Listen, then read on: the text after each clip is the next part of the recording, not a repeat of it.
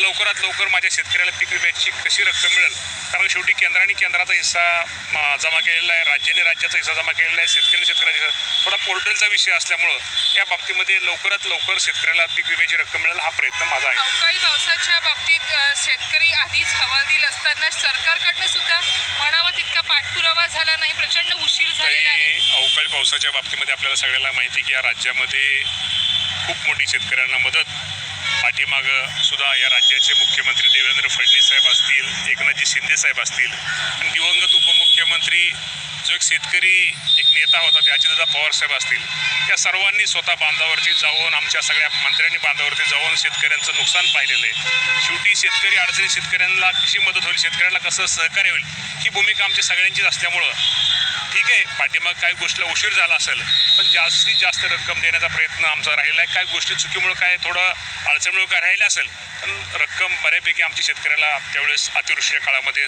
ह्या राज्याने मदत केलेली आहे. धन्यवाद. अशाच नवनवीन अपडेटसाठी व्हिडिओला लाईक करा, चॅनलला सबस्क्राईब करा. सर्व शासकीय योजनांची अचूक व वेगवान माहिती फक्त विसावा या आपल्या चॅनलवर.